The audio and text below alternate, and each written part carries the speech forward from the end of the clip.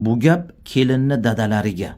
Aslo qizingizga bunday gaplarni gapirmang. Qizingizni hayotini buzib qo'yasiz. Ya'ni qo'rqma qizim, kelaver.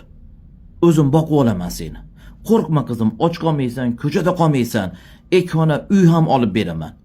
Qo'rqma, o'zingni ham boqib olaman, bolalaringni ham boqib olaman, ishga olib kirib qo'yaman, yashayverasan degan gaplarni gapirib, qizingizni hovliqtirib, gupirtirib hayotini buzib qo'ymang.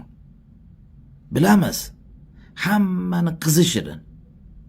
Hammani qizi yaxshi o'ziga.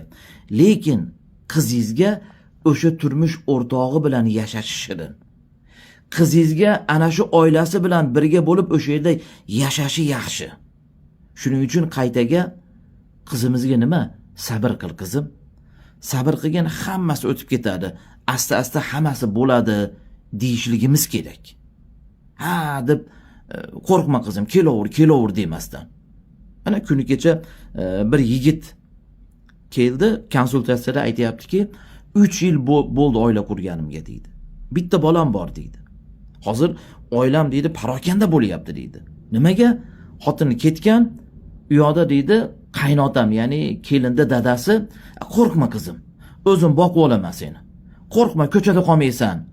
Bolangni ham boqib olaman, o'zingni ham boqib olaman. Uy ham qilib beraman deyapti-kanda. Shuna deb qiziga noto'g'ri paddeshga berib qo'yganda mana.